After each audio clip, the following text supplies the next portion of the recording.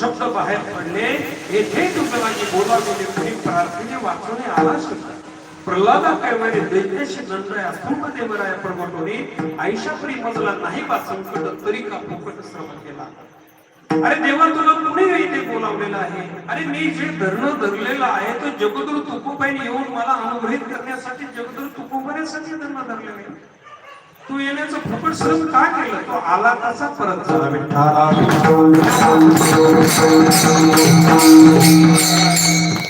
भगवान परमात्म्याच्या प्राप्तीसाठी साधक लोक एवढ्या खडतर तपश्चर्या करतात. एवढ्या खडतर तपश्चर्या करून सुद्धा देवाची भेट तर जाऊ द्या पण देवाच्या दरवाजाजवळ सुद्धा जाता येत नाही.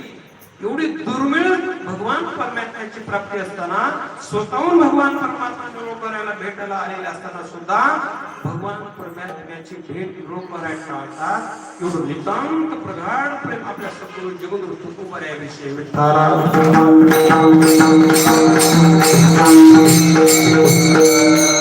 देव प्राप्त होणं म्हणजे सामान्य गोष्ट नाही. जगतामध्ये सर्वात कठीण गोष्ट जी असेल तर देव प्राप्ती आहे.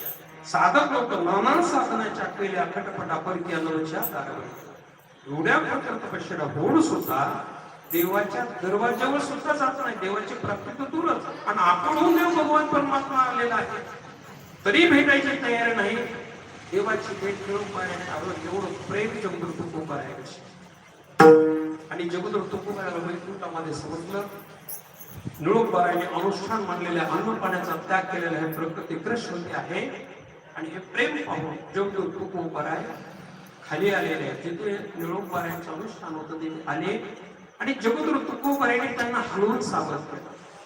हलवून सावध केल्यानंतर प्रकृती क्षीण झालेली आहे आणि सहज डोळे उघडून बघतात तर ज्याच्यासाठी आपण 42 दिवस अन्न पाण्याचा त्याग करून ते अनुष्ठान मानलेलं आहे ते जगद्गुरु तुकोबारायाला पाहता क्षणी निरोपारायाचे उद्गार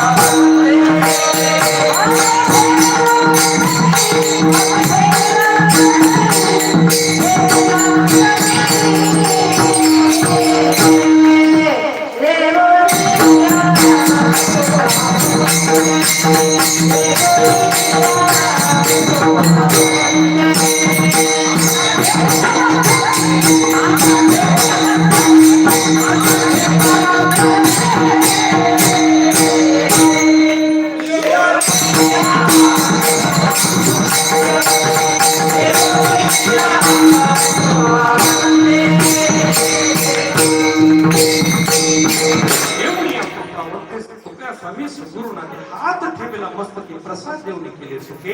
आता तुम्ही आपला आलेला आहात तर मजवर तुम्ही कृपा करा. पण निरोपारायाने मस्तकावर हात ठेवता क्षणी कृपा कटाक्ष नाळी आपल्यामध्ये बसले भाव ब्रह्मदेव वगैरे भेटले दत्ताचे जय वरदान म्हणून हस्त स्पर्श करून निरोपारायावर जगद्गुरु तुकोबारायाने कृपा केली आणि हात मस्तकावर ठेवता क्षणी निरोपारायाला समत्व अवस्था प्राप्त झाली.